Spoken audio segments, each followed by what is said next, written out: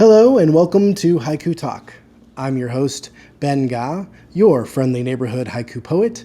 And today we're going to be taking a look at a piece from Brad Bennett in the latest issue of Modern Haiku. That would be issue 54.2. And it's a good one, with the first line of Old Stove. So with that said, you know what time it is. Grab yourself a tasty beverage, sit back, relax, and let's haiku.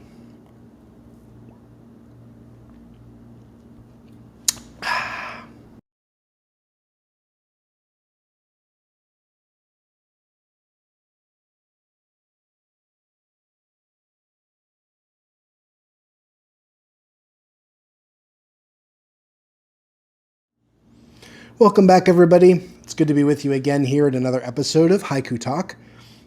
And today we're going to take a look at a piece from Brad Bennett, again from the latest issue of Modern Haiku.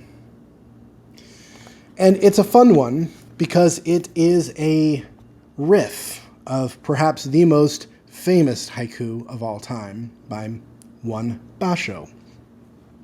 Brad's poem goes like this. Old stove. A kettle heats up the sound of water. Old stove. A kettle heats up the sound of water. Wonderful, wonderful, wonderful. And of course, he is riffing on the famous Basho poem, Old Pond. A frog leaps in the sound of water. Old pond, a frog leaps in the sound of water. Lots of different translations of that poem, but that's it in its essence. And Brad does a great job, reaching out and doing a riff on that old classic haiku. And does so in that it keeps all of the same sort of classic elements, but yet it's still very fresh and it reads very well and it's very tightly and well executed, which is what you have to do. If you're going to riff on a famous old poem like this, you got to make sure you do it well. And we have a winner here. It's also a fun exercise to do if you've never done that yourself. I know I've riffed on a couple of famous poems myself, and it's good to do. It's just kind of fun to play around with. I don't necessarily get the sense that Brad was playing around here. I think that this probably came after a real experience, and it sort of got edited up. You know, you see that, oh wow, I've got this, I'm writing, and oh man, I've got this opportunity here, I'm going to take it. I say that because it doesn't feel like it's contrived or anything like that. It flows very naturally, as if it's something you would experience. As a tea drinker myself, I've experienced this scene many, many, many times. And had I not known the famous Basho poem, I would have enjoyed this poem just about as much. But knowing what it's hinting at makes the reading experience that much better. And so let's take a look at how this poem works and go from there. So the format follows the fragment and phrase format that we've seen time and time again. It's tried and true, works. It works here. The first line being the fragment of Old Stove, and lines 2 and 3 being the phrase of the kettle heats up the sound of water. And so line by line, let's look at that first line, Old Stove. Wonderful poem, wonderful line. Old stove, old stove, old stove. What's great about it is that it follows that middle S of haiku language that I like to talk about. The 3 S's being simple, succinct, and suggestive. This is succinct in that it gives us just enough information, just enough description to make the stove interesting, to make the stove something that we care about, think about, that it engages our imaginations with, and we start painting the picture of the scene. Because everybody, when you run across that line of Old Stove, you think of something. You can't help it. You just go to some image in your head, some place, some memory of an era of that you've experienced. And that's what haiku do. They allow you as a reader to step in and paint that picture, create that moment that in your own word, in your own life, in your own context. And so old stove, if you just said stove, or if we kind of like, I don't know, old is just the right word here. No more, no less. 2 words, great first line. I'm engaged, senses are activated, imagery spurning in my head, and I want to go to line 2. Line 2 is, the kettle heats up. The kettle heats up. Logical thing for it to do on a stove. And again, I'm already, now my other senses are kicking in. I hear things. You can almost smell things when water starts to get hot in a kettle. That old stove is working, it's magic, and this thing is starting to transform. And we have an active moment now that's unfolding before us. Before just starting with old stove, we have something to look at, a scene to put that space to put that old stove in, and now we have the thing that's happening. The kettle heats up. And remember, haiku and senryu are about capturing a moment and having that moment unfold in real time before you. That's the thing that happens. It's not 2 moments or 5 moments or something that hinges in between the two. It is the thing that happens as you're reading the poem, as you're experiencing the poem. So old stove, the kettle heats up. We get to line 3, the sound of water. The sound of water. Great. Now we have the complete moment. Now we know what we're engaged with, what we're focusing in on, what we're tuning into. We're tuning into the sound of water heating in a kettle on an old stove. Wonderful scene, wonderful moment, wonderful thing just to be mindful of and aware of. Again, these are the things that haiku do so well.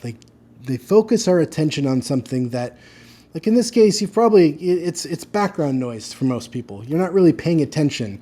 You put on the kettle on the stove and you're just waiting for the whistle to blow or something so you can start drinking your tea. We're all probably playing on our phones, doing something else, having another conversation. It's just something that happens.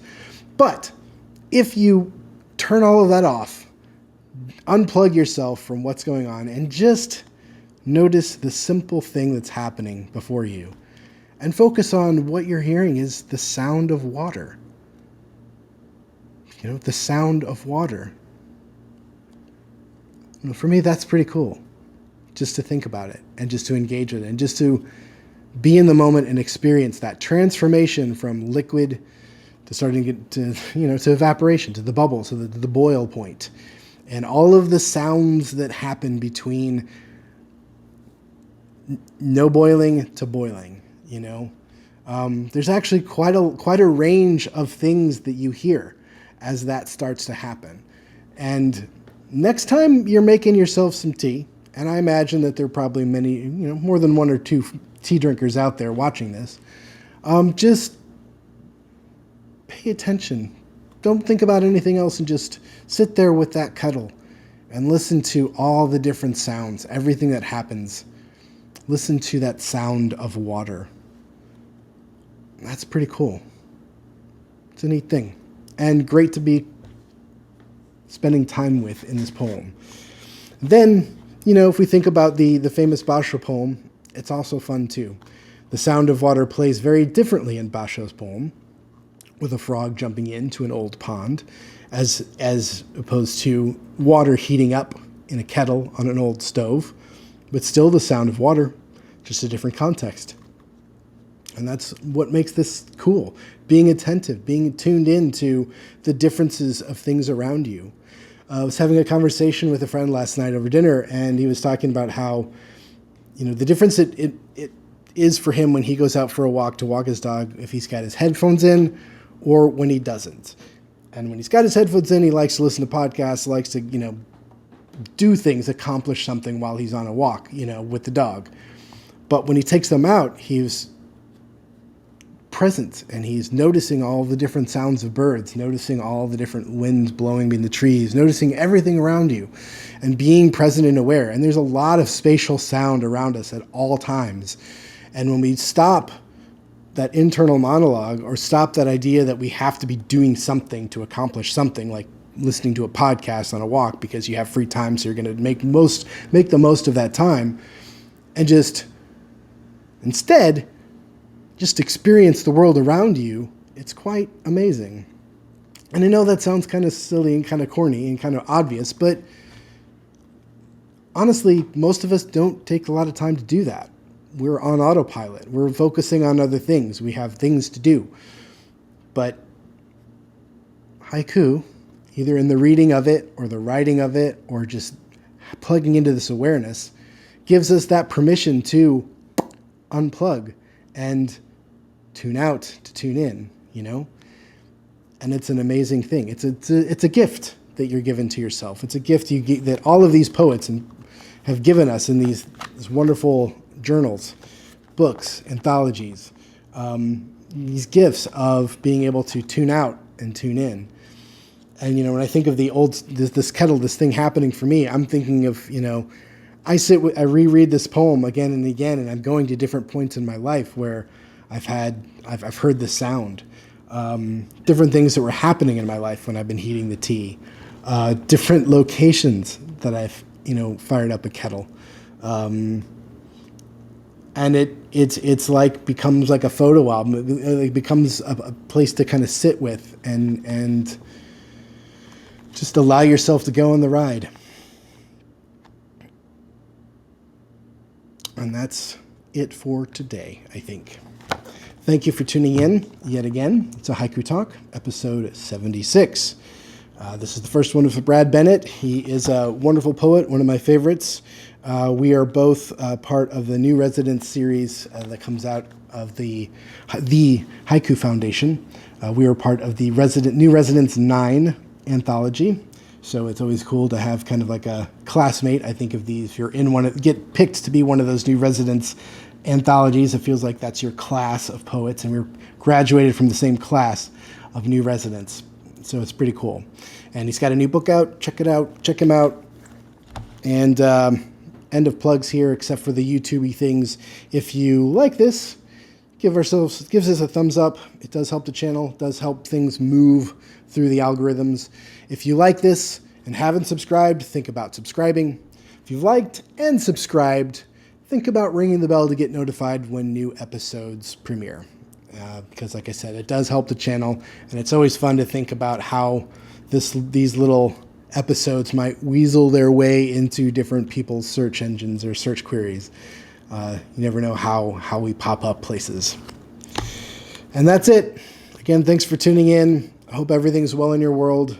And if you happen to be at Haiku North America and then the next several days in Cincinnati, Ohio, and do watch this channel, make sure you say hi. I'd be happy to talk with you. Until then, until next time, peace, everybody.